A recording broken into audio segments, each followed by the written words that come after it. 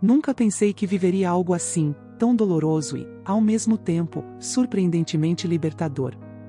Vocês já passaram por aquele momento em que sua própria filha, no dia do casamento dela, se levanta para falar na frente de mais de 200 pessoas e decide fazer piada de você? Pois é, aconteceu comigo. Eu me chamo Célia, tenho 60 e poucos anos, e há alguns meses estava pagando metade do casamento da minha filha, Luísa, quando de repente me vi no centro das atenções, mas não de uma forma que eu gostaria. O salão estava lindíssimo, com lustres de cristal que refletiam a luz do final de tarde, mesas impecavelmente decoradas e todos os convidados vestidos com esmero, radiantes, esperando celebrar um dia que deveria ser de alegria absoluta. Eu me sentia orgulhosa, feliz e um pouco nervosa, como qualquer mãe no casamento da filha. Luísa estava maravilhosa com seu vestido branco, parecia uma princesa saída de um conto de fadas, e eu mal conseguia segurar as lágrimas de felicidade. Tudo estava indo perfeitamente bem até que Luísa pegou o microfone para fazer seu discurso de agradecimento. Eu pensei que seria uma fala doce, cheia de amor e reconhecimento. Mas não.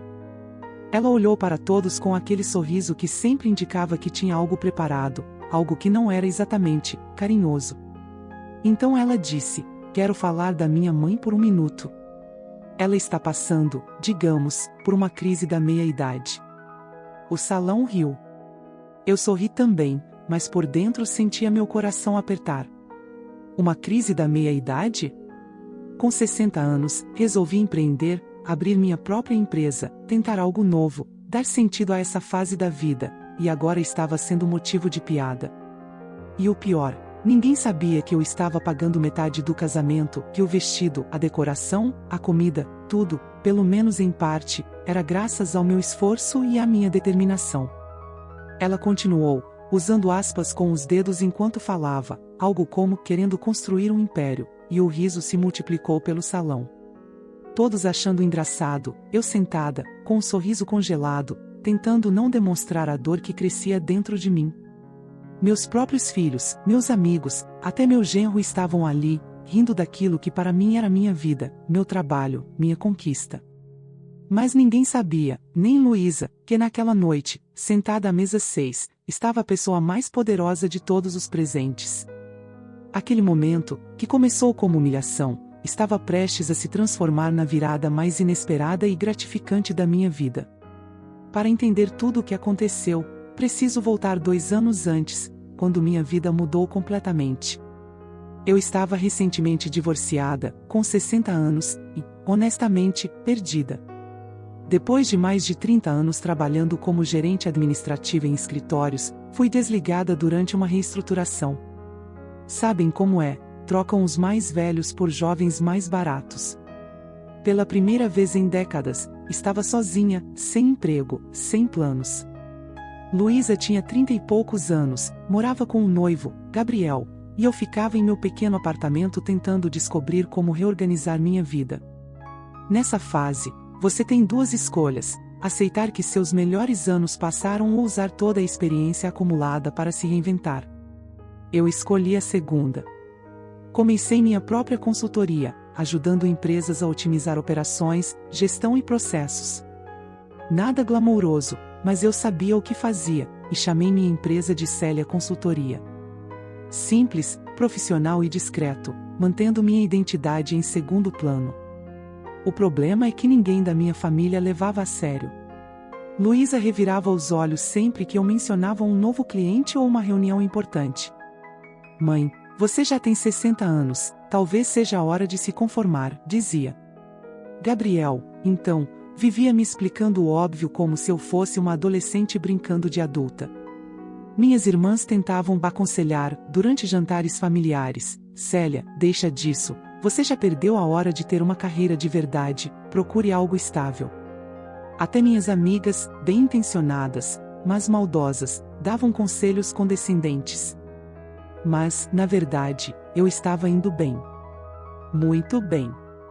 Meus clientes prosperavam, os contratos aumentavam, e eu ganhava mais do que ganhei em toda a minha carreira anterior. E ainda assim, cada tentativa de compartilhar uma vitória com a família era recebida com risadinhas ou um tapinha condescendente no ombro, como se eu fosse uma criança que finalmente aprendeu a amarrar os sapatos. Durante a preparação do casamento, Luísa deixou claro que não queria que eu falasse do meu negócio para os colegas de Gabriel que estariam presentes. Por favor, mãe, não me envergonhe. Diga apenas que está entre empregos, ok? E eu concordei, por amor, porque queria que o dia dela fosse perfeito.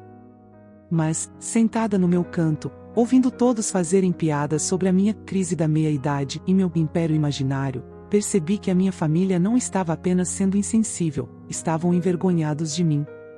Isso doeu mais do que qualquer demissão ou dificuldade que eu já tivesse passado. O grande dia chegou e o salão era exatamente como Luísa sonhara, lustres de cristal, janelas enormes com vista para o jardim, flores delicadas e uma atmosfera de sonho. Eu me vesti de maneira elegante, discreta, sem exageros, porque a última coisa que eu queria era ofuscar a noiva.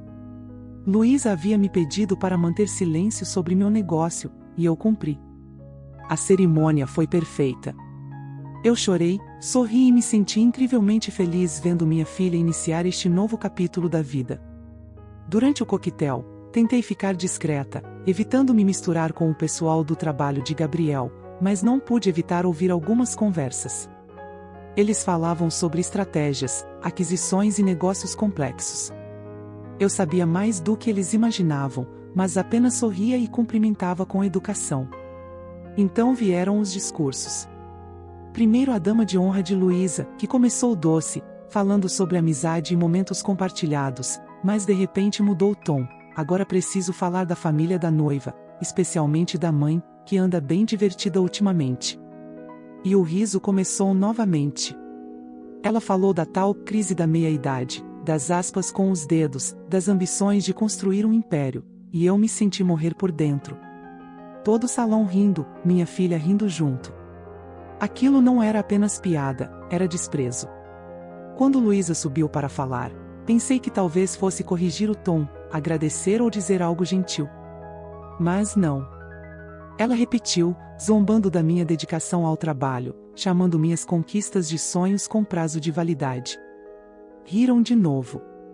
Servidores, convidados, todos se divertindo à minha custa. Eu queria desaparecer. Mas a vida tinha uma surpresa reservada. Ali, quieto, observando, estava o chefe de Gabriel, que ainda não sabia o que estava prestes a descobrir. E essa descoberta mudaria tudo. Sentada naquela mesa, observando cada detalhe, eu sentia meu coração se apertar a cada risada, cada comentário sobre minha tal crise da meia-idade. Luísa, minha própria filha, parecia tão confortável zombando de mim que doía. Eu fiquei ali, com a cabeça erguida, sorrindo para os convidados, tentando parecer calma, mas por dentro eu fervia. Por anos, eu tinha construído minha vida, lutado para me reinventar, e tudo parecia tão pequeno aos olhos dela. Depois do discurso dela, tentei me convencer de que aquilo passaria. Eu faria o que sempre fiz, engoliria o orgulho e continuaria discretamente. Planejava sair cedo, inventar um mal-estar, qualquer desculpa para escapar da humilhação sem causar drama no dia mais importante da minha filha. Afinal, eu amava Luísa demais para deixar que minha raiva ou tristeza estragassem o casamento dela. Durante o jantar, porém, algo começou a me irritar de verdade. Não eram apenas as piadas ou os olhares condescendentes, já era a maneira como todo mundo parecia acreditar que eu era uma mulher à beira da irrelevância, tentando se ocupar com alguma fantasia de negócio. Convidados da família, amigos, colegas de trabalho de Gabriel, todos eles me tratavam como uma senhora que precisava de hobbies para passar o tempo. Alguns vinham se aproximar, com aquele sorriso paternalista, dizendo: "Ah, que bom que você está tentando coisas novas, ou nunca é tarde para se ocupar, não é mesmo?" Como se eu fosse uma criança tentando se divertir com blocos de montar. Eu tentei respirar fundo e me concentrar no bolo, nas flores, na música, mas não podia deixar de ouvir os comentários de Gabriel a meu respeito. Ele se aproximou enquanto eu estava servindo a sobremesa e disse com aquele tom condescendente: "Célia, eu sei que Luísa estava brincando, mas espero que você não se pressione demais com esse seu hobby de consultoria. Aos 60 anos, é mais importante se manter ativa do que realmente crescer, não é?" Eu fiquei ali, segurando a colher, e senti uma mistura de raiva e incredulidade. Era meu genro. O homem que minha filha escolheu para compartilhar a vida dela, basicamente me dizendo que eu deveria saber meu lugar. Respirei fundo e perguntei calmamente: e você acha que o que eu faço é apenas um hobby? Ele deu de ombros e começou a explicar como, na visão dele, meus negócios eram apenas serviços pequenos para lojas locais, algo quase simbólico. E foi aí que decidi que não iria mais esconder nada. Eu estava cansada de fingir que minha vida não tinha importância, de engolir meu orgulho para agradar a todos. Me desculpei e fui ao banheiro, sentando-me em um cubículo, tentando conter as lágrimas e recolher meus pensamentos.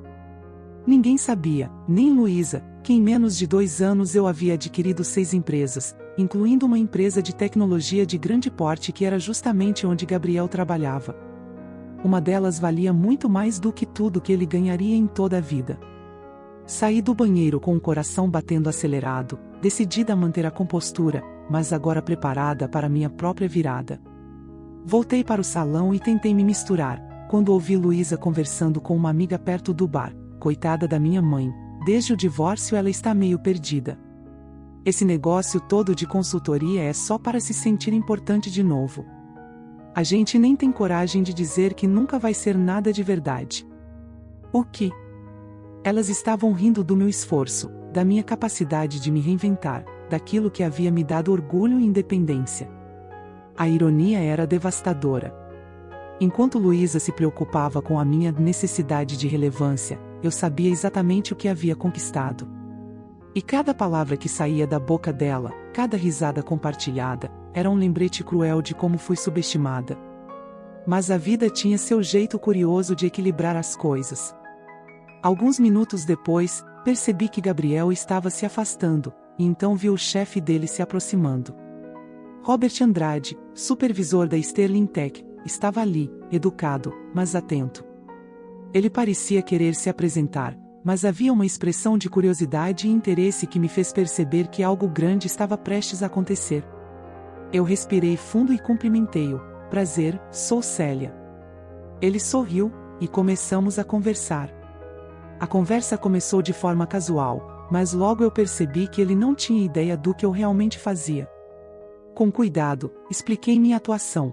Consultoria em operações, otimização, aquisições estratégicas. Ele parecia interessado, imaginando que eu lidava com empresas pequenas, locais, nada muito grandioso. Então, com um pouco de audácia, decidi contar a verdade. Eu havia adquirido a Sterling Tech há 3 meses. O impacto em seu rosto foi instantâneo. Os olhos se arregalaram, o sorriso congelou, e ele começou a processar lentamente o que eu acabará de revelar. Você é a Célia? A Célia que comprou a Sterling Tech? Ele estava boquiaberto. Eu acenei com a cabeça, sentindo uma mistura de satisfação e alívio. Finalmente, alguém que não estava me julgando por idade ou aparência, alguém que percebia o verdadeiro alcance do que eu havia construído. Ele ficou incrédulo, preocupado com a forma como minha família e os convidados haviam me tratado, e imediatamente começou a buscar uma maneira de corrigir a situação. Não demorou muito para que ele fosse até o microfone e interrompesse a festa. O salão inteiro silenciou quando Robert começou a falar, explicando aos convidados que a mulher que eles haviam ridicularizado era nada menos que a fundadora e CEO de um império de empresas. Gás ecoaram pelo salão. Pessoas deixaram os talheres caírem, murmurando, tentando assimilar a revelação. Luísa ficou completamente atonita. Ela havia acreditado em cada mentira que contará sobre mim, cada crítica sobre meus negócios. Ela olhou para mim com os olhos arregalados, finalmente percebendo o quanto estava errada. Eu, calma, firme, falei para todos, sim, era verdade. Minha trajetória, minha empresa, minhas conquistas, tudo real. E o mais impressionante, eu havia escolhido não contar nada antes para respeitar o desejo dela de que não houvesse humilhação ou distrações no dia do casamento. A sala ficou em silêncio absoluto, enquanto os olhares se voltavam para mim, agora com respeito e admiração. O mesmo homem que riu da minha crise havia me colocado no centro da verdade, mostrando a todos que nada daquilo era brincadeira. E naquele momento, um misto de emoção, orgulho e alívio me tomou. Finalmente, todos viram o que eu sempre soube, que a idade não define capacidade, que a experiência vale mais do que a opinião alheia, e que não há vergonha em recomeçar. O silêncio no salão era quase palpável. Eu podia ouvir minha própria respiração, sentir os olhares sobre mim, misturados entre choque, curiosidade e um respeito que ninguém havia me dado antes naquela noite. Luísa estava parada, rígida, como se tivesse visto um fantasma. Ela sempre soube que eu era determinada, mas nunca imaginou que eu pudesse conquistar tanto. Agora, diante de todos, a verdade estava irrefutavelmente clara. Gabriel parecia perdido. Ele olhou de mim para seu chefe, Robert Andrade, sem conseguir entender nada. Aquele homem que minutos antes tentava me minimizar agora estava completamente impressionado, quase sem palavras.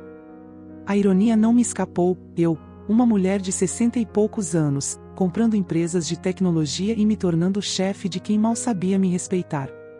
E tudo isso enquanto minha própria filha ria e zombava de mim, acreditando piamente que eu era apenas uma sonhadora tardia.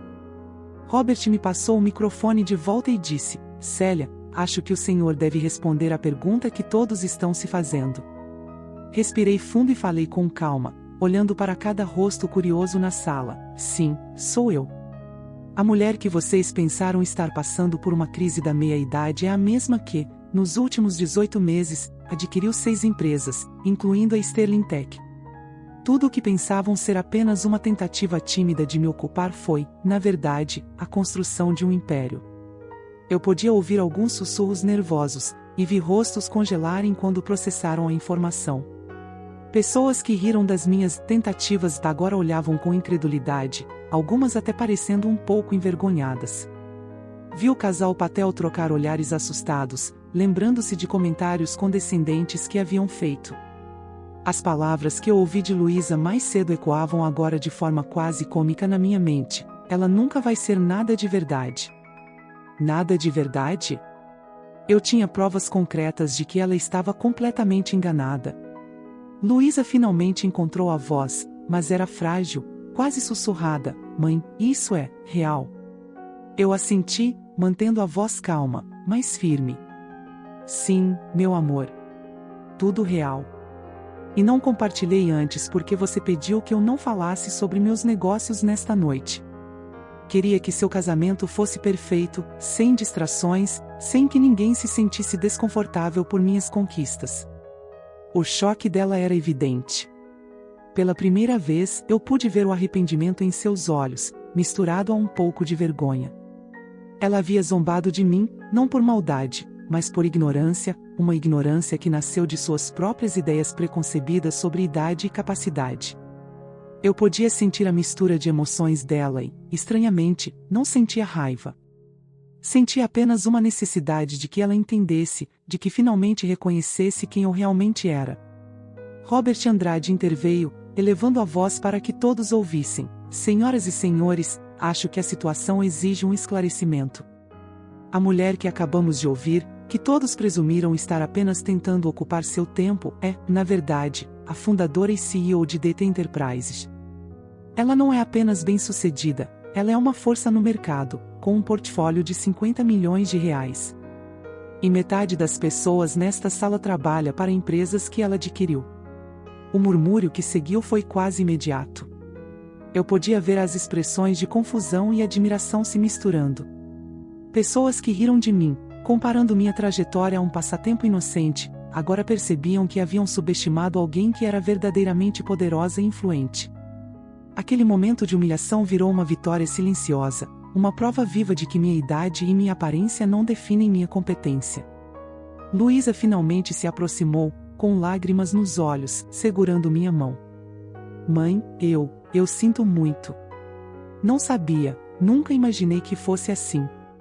Eu apertei sua mão, tentando transmitir calma e amor, porque, no fundo, era isso que importava. Eu sei, meu amor. Agora você sabe. Mas não é sobre constranger você, nem sobre provar algo para os outros. É sobre sermos honestos e nos respeitarmos, independente da idade ou da posição. Gabriel, ainda sem palavras, parecia finalmente entender a gravidade da situação. Ele começou a pedir desculpas de forma nervosa, percebendo o quanto havia subestimado não só a mim, mas também minha carreira e minha capacidade de tomar decisões. Ele estava finalmente confrontando a verdade de que a mulher que ele via como apenas uma mãe de família era, na verdade, uma líder empresarial com poder real e influência concreta. Os convidados, um a um, começaram a se aproximar para parabenizar e pedir desculpas. Alguns estavam genuinamente chocados, outros estavam tentando entender como haviam cometido aquele erro de julgamento. Uma senhora, que antes havia dito algo como "é fofo que você tente algo novo", agora me olhou com respeito genuíno e disse: "Célia, eu não fazia ideia. Que incrível. Me desculpe por subestimá-la." Eu apenas sorri, sentindo uma estranha mistura de alívio e satisfação silenciosa. Enquanto o resto da noite continuava, algo mudou fundamentalmente na dinâmica do ambiente. As pessoas não me viam mais como aquela senhora à beira de uma crise da meia-idade. Agora, eu era respeitada, ou pelo menos reconhecida. E, curiosamente, Luísa começou a perceber que havia julgado mal não só a mim, mas também a própria noção do que significa coragem, perseverança e reinvenção. Quando finalmente nos sentamos para o bolo, percebi que não apenas meu lugar na sala havia mudado, mas também minha posição na família. A avó que outrora havia sido ridicularizada agora era vista com admiração. E, por mais que o momento tenha sido desconfortável no início, no fim, senti que algo poderoso havia acontecido. Eu havia mostrado a verdade, não com raiva ou vingança, mas simplesmente sendo quem eu sou. Depois de toda aquela revelação, a noite continuou, mas de uma forma completamente diferente. O clima havia mudado, não havia mais risadas às minhas custas, nem comentários condescendentes. Havia respeito. E, de certa forma, orgulho silencioso, mesmo que ninguém admitisse em voz alta naquele momento. Eu observava Luísa com atenção, cada gesto, cada expressão, e via que ela estava absorvendo a lição de uma forma que palavras sozinhas não poderiam ensinar. Quando Raquel finalmente se aproximou de mim, seus olhos estavam vermelhos, e eu podia sentir o peso do arrependimento em cada respiração dela. Ela sussurrou, quase quebrada: "Mãe, eu fui tão injusta, eu não tinha ideia do que você tinha conquistado." Eu a abracei, sentindo a emoção transbordar, mas tentando manter minha calma. "Meu amor, não é sobre o que você fez ou deixou de fazer. É sobre perceber que todos nós podemos ser mal interpretados, e que nunca é tarde para mostrar quem realmente somos." Gabriel, que havia se mantido mais à margem até aquele momento, aproximou-se com um sorriso tímido e disse: "Sério, Célia, eu não fazia ideia. E eu deveria ter percebido antes. Peço desculpas." Eu apenas sorri, pensando que era curioso como o respeito verdadeiro só aparece depois que alguém entende a realidade completa, e que muitas vezes quem menos espera, aprende a lição mais dura. Nos meses seguintes, a dinâmica da nossa família mudou. Raquel passou por uma transformação interna. Antes, ela me via apenas como a mãe que devia se encaixar em padrões, agora ela começou a reconhecer e valorizar minha autonomia e conquistas. Conversávamos com mais honestidade, menos julgamento, e mais apoio. Gabriel também se aproximou, pedindo conselhos para algumas situações de trabalho, e percebi que ele estava genuinamente disposto a aprender. Meus amigos, que antes faziam comentários gentis, porém condescendentes, começaram a olhar de forma diferente. Alguns até me procuraram para oportunidades de consultoria, e os contratos começaram a surgir de lugares inesperados. A lição era clara: não importa quantos duvidaram de você, o que realmente conta é sua própria determinação e capacidade de realizar sonhos, mesmo depois de uma certa idade. No dia a dia, percebi que minha história não era apenas sobre sucesso financeiro ou empresarial. Era sobre autoestima, sobre nunca deixar que ninguém diminuísse seu valor. Eu me sentia livre, finalmente, para viver sem máscaras, para ser a mulher que decidi ser, e para mostrar à minha filha e à família que coragem e perseverança não têm idade. Hoje, olhando para trás, sinto uma mistura de emoções, orgulho, alívio, e um leve toque de melancolia pelo tempo perdido em tentativas de agradar e ser aceita. Mas aprendi que não existe momento certo para começar de novo. Cada fase da vida traz suas próprias oportunidades, e às vezes é preciso paciência e resiliência para que o mundo reconheça o que você realmente é. Às vezes, quando conto essa história, vejo lágrimas nos olhos de quem me ouve, não por drama, mas por identificação. Muitas pessoas se sentem subestimadas, desacreditadas, ou invisíveis por causa da idade, circunstâncias ou julgamentos alheios. E é exatamente por isso que compartilhar minha experiência é importante, para que saibam que é possível se reinventar, conquistar e, acima de tudo, ser reconhecido pelo que realmente se é. Se eu pudesse dar um conselho para qualquer pessoa que se sente diminuída ou ignorada, seria este: acredite em si mesmo, mesmo quando ninguém mais acredita. Trabalhe, lute, construa sua própria realidade, e não tenha medo de mostrar sua verdade quando chegar o momento certo. Não é vingança, não é ostentação, já é apenas reconhecimento daquilo que você sempre soube que valia. Hoje, aos 62 anos, continuo minha trajetória. Minha empresa próspera, minha família aprendeu a me respeitar e, mais importante, eu aprendi a respeitar a mim mesma. Descobri que a idade é apenas um número, e que a experiência, a determinação e a coragem podem transformar qualquer fase da vida em algo extraordinário. E se alguém duvidar de você, lembre-se, a paciência, o trabalho árduo e a integridade sempre encontram uma maneira de mostrar a verdade. E assim termina minha história, não como um conto de revanche, mas como uma lembrança viva de que nunca é tarde para se afirmar, conquistar e mostrar ao mundo, e à sua própria família, quem você realmente é.